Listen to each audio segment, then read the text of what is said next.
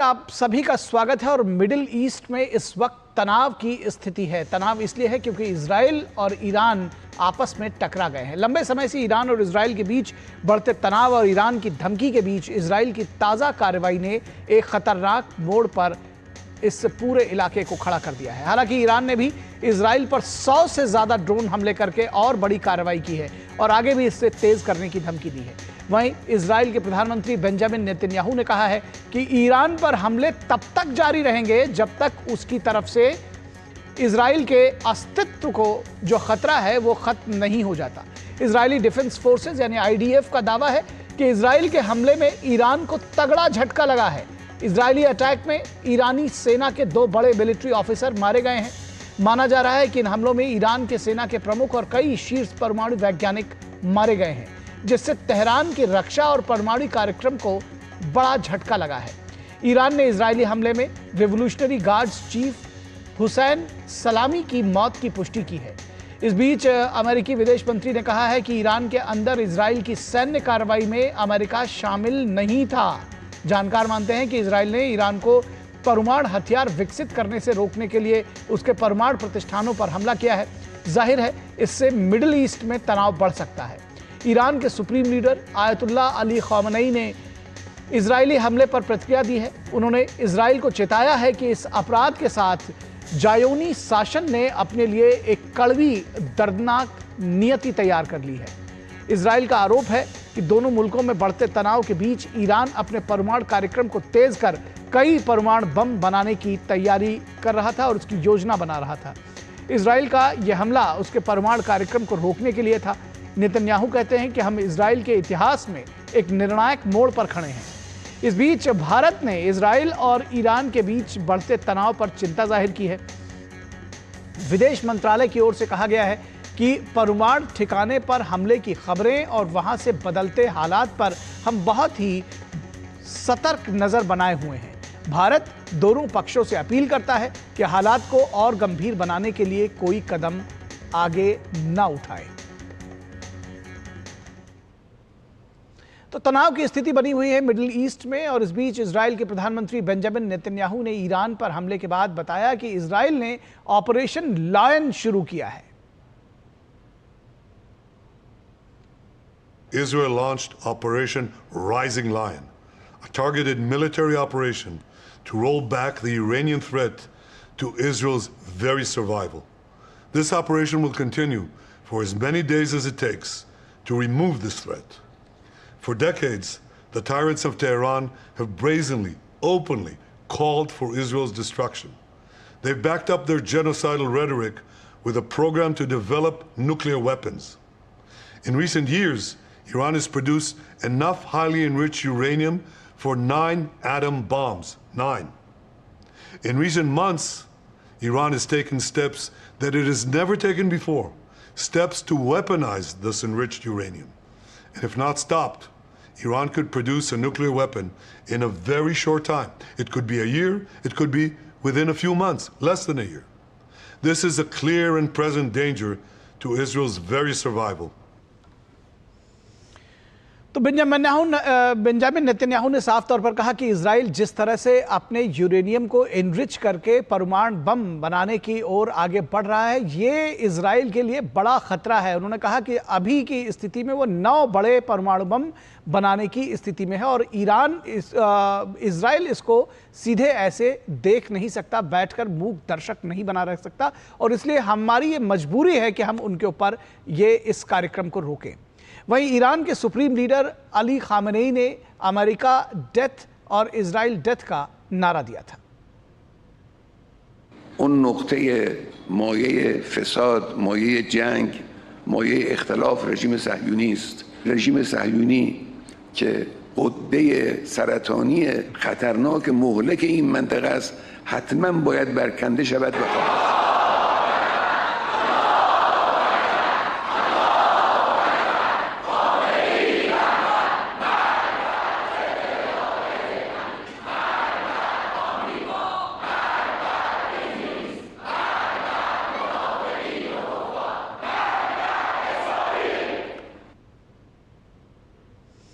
आप आपने सुना कि किस तरह से दरअसल उसके साथ में ट्रांसलेशन चल रहे होंगे, वो भी आपने देखा होगा। उन्होंने कहा कि ये जो पूरे इलाके में इज़राइल की जो भूमिका है वो एक कैंसर की तरह है, उसकी उपस्थिति यहाँ पर। और उसके बाद उन्होंने कहा कि death to United Kingdom, death to USA America और डेथ टू इज़राइल, और उस पर जो वहाँ मौजूद लोग थे उन्होंने उसको चीयर किया।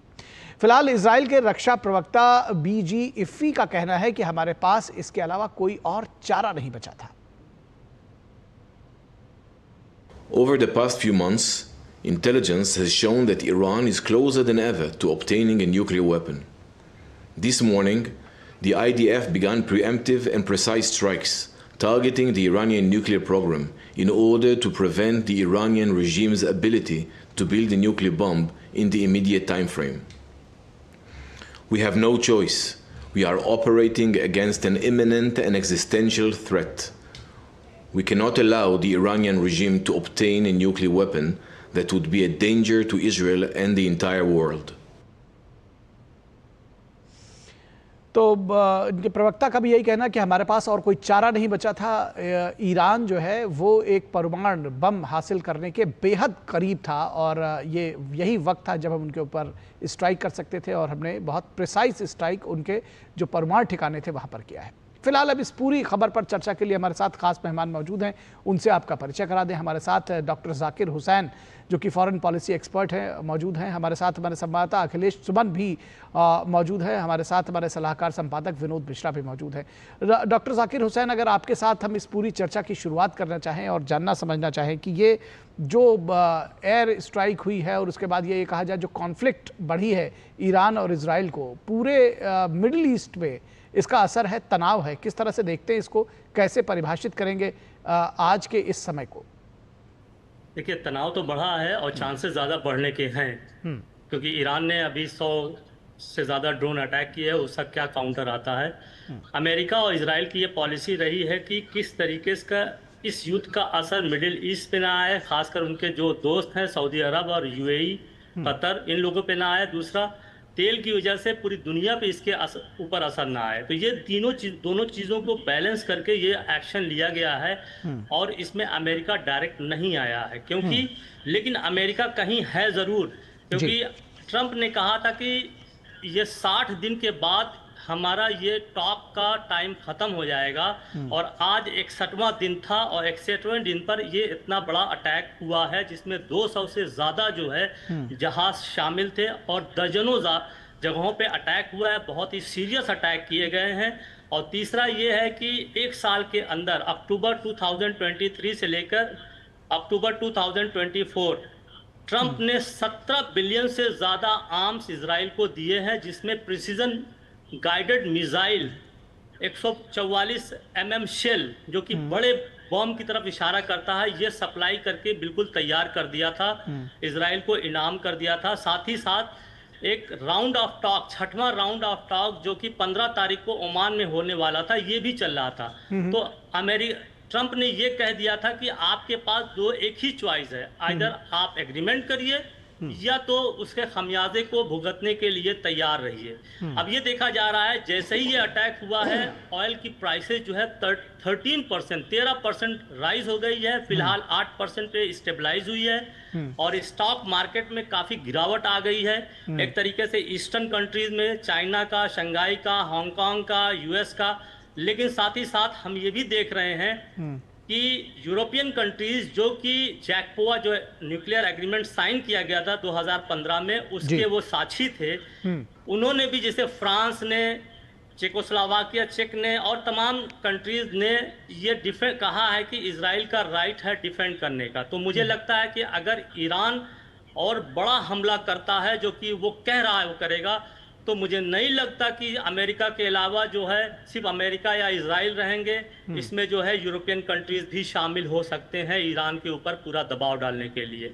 अब ये देखना ये है कि जो कंट्रीज ऑयल के ऊपर डिपेंड हैं, जैसे हम जो है बहुत ज़्यादा डिपेंड हैं उसके ऊपर, बहुत है, चाइना है, जापान है, साउथ कोरिया है, ये कंट्रीज जो है ऑयल और गैस के लिए डिपेंड है, इन पे क्या असर आता है जी। अमेरिका की ये कोशिश होगी कि ये इसको स्टेबलाइज करके रोके, और खासकर हम ये बताना चाहते हैं कि जब ट्रम्प की अभी पिछले महीने में जो 3 कंट्रीज में विजिट हुई थी, सऊदी अरबिया, यूएई, कतर, इसमें शायद ये एग्रीमेंट हुआ है कि अगर अटैक होता है तो आपको ऑयल की सप्लाई मेंटेन रखना पड़ेगा, जैसा कि 1990 में किया था कि लड़ाई हुई थी, लेकिन यही कंट्रीज ने ऑयल बढ़ा के ऑयल की प्राइस को स्टेबलाइज किया था जी। तो इसमें एक बड़ी गंभीर चुनौती आ गई है। और ईरान के साथ जो कंट्री सामने आई है उसमें सबसे ज़्यादा खुल के रशिया ने कंडेम किया है, चाइना ने कहा है कि लड़ाई नहीं बढ़नी चाहिए, पाकिस्तान ने भी कंडेम किया है, टर्की ने भी कंडेम किया है। लेकिन देखने वाली ये बात है कि ये कितना जो है इस युद्ध को रोकने में कामयाब होते हैं या किसका पक्ष लेते हैं। जी, निश्चित तौर बहुत पर गंभीर है जी, निश्चित तौर पर स्थिति गंभीर है। अखिलेश सुमन, जब ये बात होती है कि इजराइल ने हमला किया है, ईरान ने भी रिटेलिएट किया है, आगे किस तरह से इसको देख रहे हैं विवाद? क्योंकि ये सिर्फ विवाद एक सामरिक युद्ध तक नहीं है, जैसे डॉक्टर जाकिर हुसैन ने कहा कि इसके फिर और कई जो है प्रॉस्पेक्ट्स वो भी देखे जाने पड़ेंगे। स्टॉक मार्केट गिर गया है, तेल की कीमतें 8% गिर गई हैं, बढ़ गई है, माफ कीजिए। देखिए, जो 7 अक्टूबर की घटना थी जिसमें कि हमास ने हमला किया था इजराइल के लोगों पर, और उसके बाद से यह स्थिति लगातार बनती जा रही थी कि मिडिल ईस्ट में तनाव बढ़ेगा। और मिडिल ईस्ट का तनाव इस बार जो लगता है वह तनाव इस बात को लेकर है कि ईरान के पास अभी जो मौका है कि ईरान जो यूरोप और अमेरिका के साथ कोई समझौता करे, क्योंकि संडे को देखिए ये समझौता होना था अमेरिका के साथ, ओमान में मस्कट में बात होनी थी, और उसके पहले ये होना निश्चित तौर पे इस बात का काफी बड़ा संकेत है कि ईरान को इस समझौते के टेबल पे उन शर्तों को मानना पड़ेगा जो अमेरिका की तरफ से लगाई जा रही है। इसकी पृष्ठभूमि कल की आप देखें तो आईएईए में एक प्रस्ताव पारित हुआ, मेजोरिटी से प्रस्ताव पारित हुआ, जिसमें कि अमेरिका, फ्रांस और एक बात मैं बीच में आपको रोक रहा हूं। दरअसल जो भारतीय विदेश मंत्रालय की तरफ से भी आया कि हम पूरी घटना पर बारीकी से नजर रखे हुए हैं और रिस्ट्रेंट बरतें, दोनों देश शांति की तरफ बढ़े, इस तरह के बयान है, कैसे देख रहे हैं इसको? देखिए, निश्चित तौर पे भारत की हमेशा ये कोशिश ये रही है कि कोई भी मामला ऐसा हो तो डायलॉग एंड डिप्लोमेसी से इसे तय किया जाए। ईरान और इजराइल के बीच का ये मामला है जो ये बहुत पुराना मामला है, और ईरान का न्यूक्लियर तैयारी की जो बात है उसमें भारत ने हमेशा ये कहा है कि आपने जो समझौता किया है, जो न्यूक्लियर प्रोलिफरेशन ट्रीटी में आप शामिल हुए हैं, तो उस समझौते का पालन करना चाहिए। भारत ने हमेशा इस पक्ष को रखा है, लेकिन भारत ने साथ साथ यह भी कहा है कि ईरान के साथ बातचीत करके इस मसले का हल करना चाहिए ताकि ईरान को भी एक रेस्पेक्टेबल सॉल्यूशन मिले, ईरान की जनता की लाइफ बर्बाद ना हो, सैंक्शन पर सैंक्शन इस तरह से नहीं लगाया जाए, और इस तरह के सैनिक हमले का भारत ने कभी स्वागत नहीं किया है। इसलिए भारत का हमेशा ये कहना है कि आम नागरिक जो है, भारत के नागरिक जो है, वो इजराइल में हो चाहे ईरान में हो, वो अपनी व्यक्तिगत सुरक्षा को सुनिश्चित करें। और जहां तक देखिए इस समय जो स्थिति बन रही है, निश्चित तौर पे टकराव की स्थिति तो है। अब ये टकराव कहां तक जाता है ये निर्भर करता है कि किस तरीके से ईरान के कोर्ट में बॉल है। अब ईरान किस तरीके से इस मसले को लेता है, क्योंकि यह एक चेतावनी है संडे के मीटिंग के पहले कि ईरान को इस मसले को हल के लिए बहुत ही तैयारी करनी पड़ेगी। सुबह जो इजराइल ने एक एक्सप्लेनर जाहिर किया, एक्सप्लेनर दिया, इस एक्सप्लेनर में लिखा हुआ था कि उनको ये अंदेशा था कि ईरान किसी भी समय न्यूक्लियर बम बना सकता है और यह इजराइल के लिए बहुत खतरा है। इजराइल का ये कहना है कि ईरान हमेशा ये बोलता है कि इजराइल को रहने का, एग्जिस्ट करने का राइट नहीं है, इसलिए हमने किया। लेकिन ईरान का कहना है कि जब बातचीत चल रही थी, उस बातचीत के बीच में इस तरह के हमले किए गए, निश्चित तौर पे एक प्रोवोकेशन है। और ईरान, आपने सुना होगा कि 100 जो ड्रोन है ईरान ने इजराइल की तरफ भेज दिया है और इजराइल उसको इंटरसेप्ट कर रहा है लगातार एक के बाद एक। लेकिन अभी जो मुझे खबर आ रही है कि ईरान में फिर एक हमला हुआ है और उसको ये माना जा रहा है कि इजराइल की तरफ से ही किया गया है। तो यह निश्चित तौर पे एक एस्केलेशन है, और इस एस्केलेशन के बारे में डोनाल्ड ट्रंप ने एक बयान दिया कि उन्हें इस बात की जानकारी थी कि इजराइल ऐसा हमला कर रहा है, लेकिन उनके जो उनके जो सेक्रेटरी ऑफ स्टेट है रूबियो, उन्होंने कहा कि नहीं, हम इस हमले में शामिल नहीं है। तो इस तरह के मसले हैं जिसमें कि पश्चिमी देश, खास करके ब्रिटेन, फ्रांस और अमेरिका, तीनों को ये पता है कि ये इस तरह के ऑपरेशन होने जा रहे हैं। और इसके बाद आईआईई का यह कहना कि ईरान जो है वो बिल्कुल परमाणु हथियार बनाने की स्थिति में है और ईरान वो प्रोटोकॉल नहीं फॉलो कर रहा है जो उसे करना चाहिए, तो निश्चित तौर पे एक बहुत ही कह सकते हैं कि संगीन समय है पूरे मिडिल ईस्ट के लिए। जी निश्चित तौर पर एक तनावपूर्ण समय है, बेहद संवेदनशील समय है। और जिस तरह से भारत का स्टैंड है कि भाई कम से कम इस तनाव को आगे ना बढ़ाया जाए, हमारे नागरिक भी दोनों देशों में हैं, आपने जिस तरह से बताया। विनोद मिश्रा, क्या इम्पैक्ट देखते हैं इस पूरे कॉन्फ्लिक्ट का, और सिर्फ मिडिल ईस्ट पर नहीं बल्कि पूरी दुनिया पर? निखिल, मैंने अभी जो बयान सुना था नेतन्याहू साहब जो बता रहे थे कि इजराइल बता रहे थे कि इजराइल का जो इतिहास के आज के इतिहास आप कह सकते हैं कि उसमें वो निर्णायक मोड़ पे खड़ा है। तो जब वो आप देख लीजिए कि नेतन्याहू का ये बयान कितना इम्पोर्टेंट है कि वो कह रहे हैं कि इजराइल के इतिहास में आज का जो मुल्क है उनका वो एक निर्णायक मोड़ पे खड़ा है। वो अपने को मान लिया है कि वो उसका एक एग्जिस्टेंस का सवाल है और इस एग्जिस्टेंस को बार बार ईरान चुनौती देता है।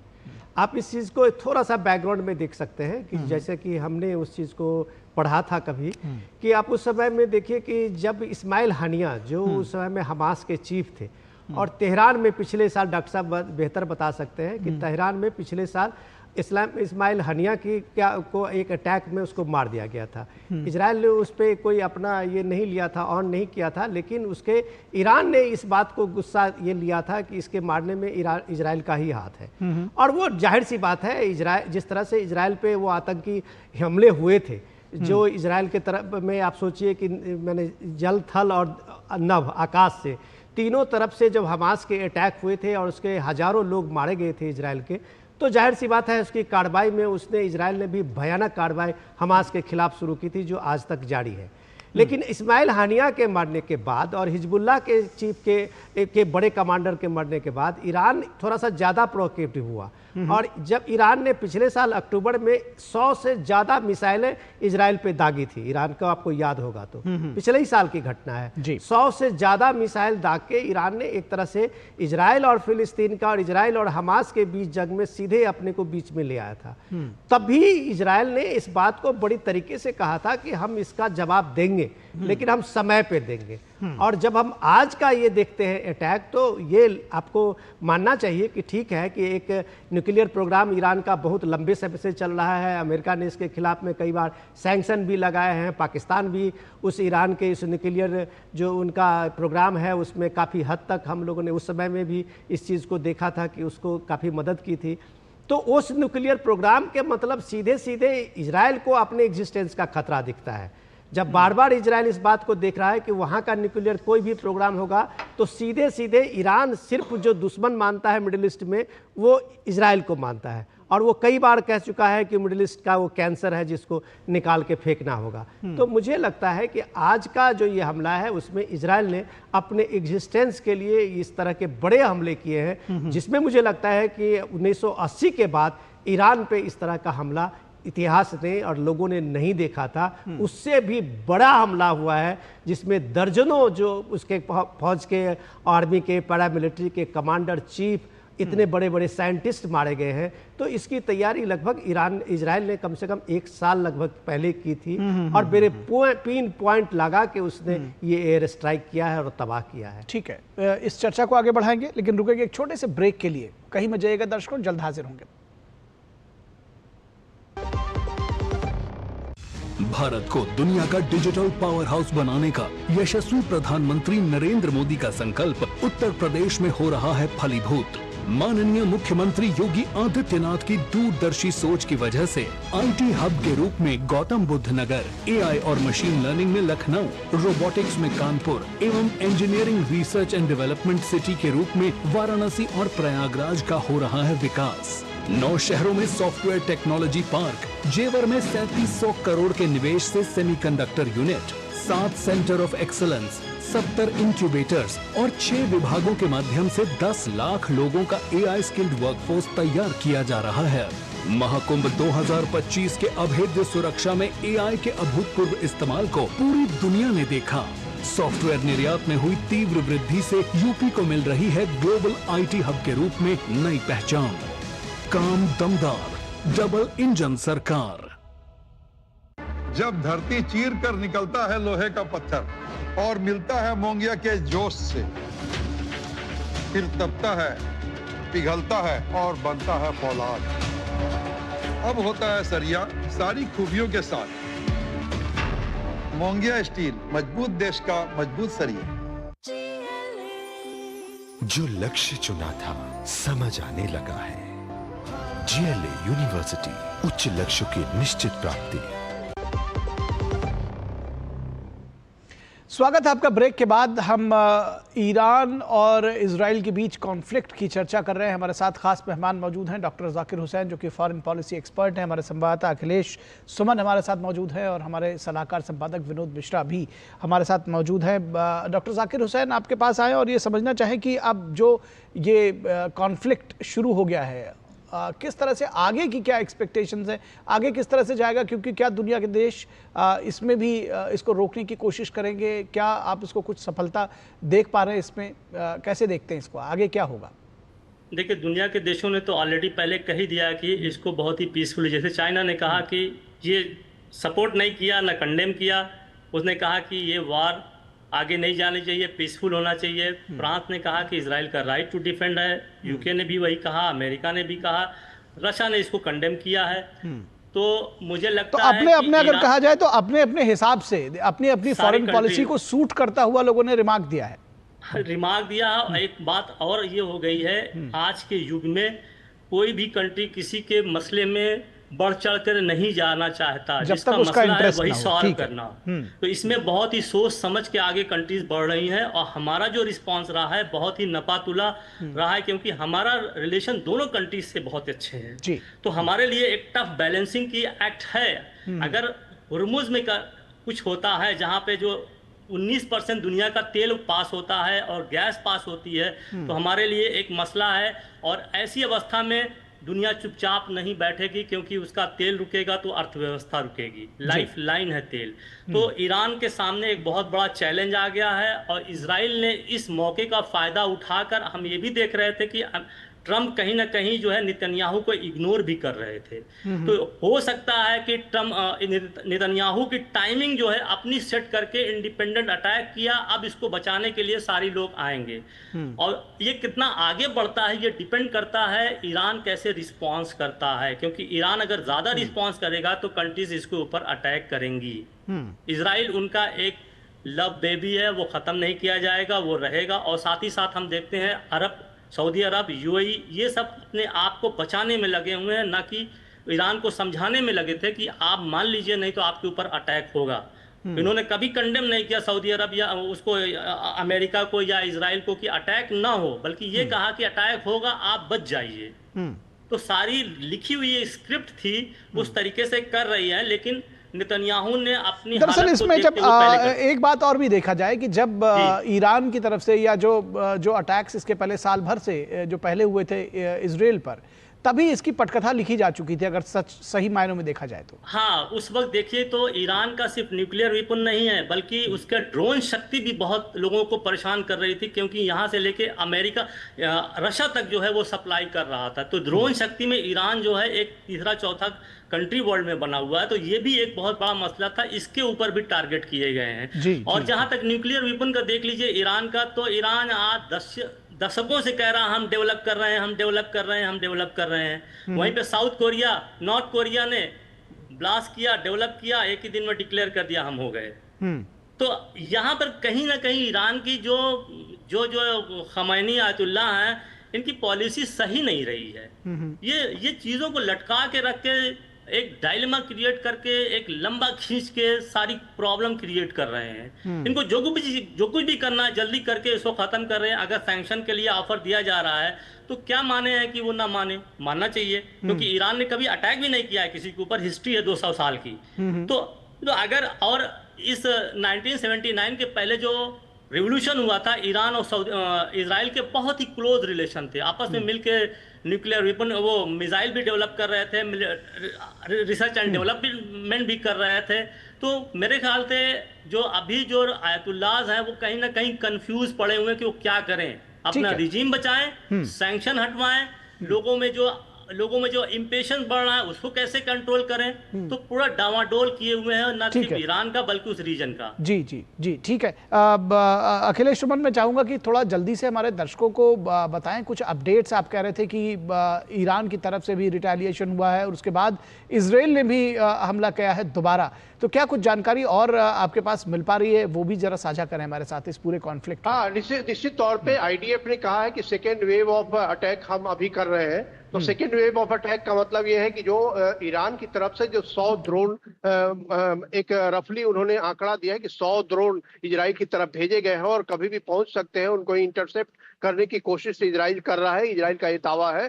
तो ऐसे में अभी आईडीएफ का एक बयान आया है कि वो सेकेंड वेव ऑफ अटैक करेंगे ईरान पे। और अभी थोड़ी देर पहले ईरान के एक हिस्से में एक धमाका सुना गया। तो निश्चित तौर पे ये माना यह जा रहा है कि जो 100 ड्रोन उन्होंने भेजे हैं उसके प्रतिक्रिया में इजराइल ने फिर से अटैक शुरू किया है और आगे आने वाले कुछ घंटों में उसका पता चलेगा कि कहां कहां अटैक हो रहा है या होगा।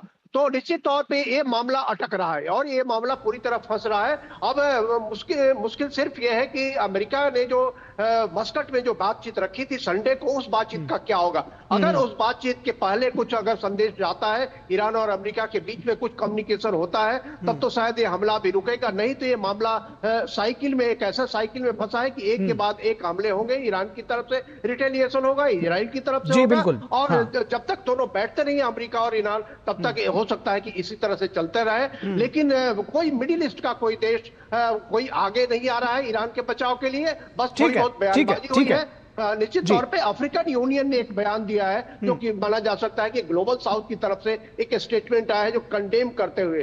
तो स्थिति यह है कि ईरान अभी तक केवल रसिया और चाइना की तरफ से जो 2 स्ट्रॉन्ग स्टेटमेंट आए हैं उस पर निर्भर कर रहा है कि क्या होगा आगे का। लेकिन निश्चित तौर पे एक चुप्पी है ईरान की तरफ से कि वो आगे वाले बात क्या करेंगे, इस बात पे उनको खुलासा करना है। जी जी जी, निश्चित तौर पर। तो जो ओमान में संडे को जो वार्ता जो तय थी उस पर भी सबकी निगाहें रहेंगी। फिलहाल विनोद मिश्रा जी, मैं चाहूंगा चलते चलते एक आखिरी कमेंट बहुत जल्दी से कि किस तरह से अपने जब नेतन्याहू कहते हैं कि इतिहास के एक ऐसे मुहाने पर खड़े हैं जहां उनका एग्जिस्टेंस का सवाल है, कैसे देखते हैं इसको? निखिल, मैं अभी डॉक्टर साहब का सुन रहा था, जाकिर हुसैन साहब जो बता रहे थे जियो पॉलिटिक्स का, तो मुझे इस बात को थोड़ी सी समझ में आई कि आप ये देखिए कि इस पूरे मिडिल ईस्ट में सबसे छोटा सा मुल्क है इजराइल। मुश्किल से 10 मिलियन का उसका पॉपुलेशन होगा और उसके आसपास के जो सारे देश हैं, सारे मुल्क हैं वहाँ, और इंक्लूडिंग गल्फ से लेके और वहाँ तक, और उसमें वो पूरा संघर्ष पिछले कई सालों से लगातार कर रहा है, अपने एग्जिस्टेंस के लिए ही कर रहा है। तो डेफिनेटली इजराइल ने अपने साइंस एंड टेक्नोलॉजी के बल पे, अपने साहस और क्षमता के बल पे एज ए मुल्क, एज ए नेशन अपने को साबित किया है पूरी दुनिया में। इस हमले में अमेरिका का ही एक पहला जो रिएक्शन था, उसने कहा कि ये इजराइल का हमला था, इसमें अमेरिका कहीं से शामिल नहीं है। तो ये बात जाकिर साहब की बात दुरुस्त है कि अगर ईरान किसी तरह से दोबारा कोई रिटेलिएट करता है, बड़ा हमला करता है, तो डेफिनेटली है कि अमेरिका मानता है कि इजराइल पर किया गया हमला अमेरिका का हमला होगा। तो ये बात फिर दुनिया की सूरत दूसरी तरफ बदल जाएगी। लेकिन अभी ये बात तो दुनिया को समझने में आ गई होगी कि इजराइल एज ए मुल्क, एज ए नेशन, अपना एग्जिस्टेंस, अपने एज ए नेशन, अपने सॉवरेंटी को हिफाजत करना, उस बात को अपने लोगों को सुरक्षित करना, उसको ये भरोसा देना, इस मामले में दुनिया में किसी भी मुल्क से आगे है। और इस मामले में आप इजराइल की तारीफ कर सकते हैं। निश्चित तौर पर। तो देखने वाले होगा कि आगे आने वाले दिनों में किस तरह से ये पूरा कॉन्फ्लिक्ट क्या रूप लेता है। और जाहिर तौर पर दुनिया और ख़ास तौर पर भारत ये ज़रूर चाहेगा कि कॉन्फ्लिक्ट बंद हो, शांति स्थापित हो। बहुत शुक्रिया डॉक्टर जाकिर हुसैन आपका, अखिलेश सुमन आपका और विनोद मिश्रा आपका हमारे साथ जुड़ने के लिए और इस चर्चा में हिस्सा लेने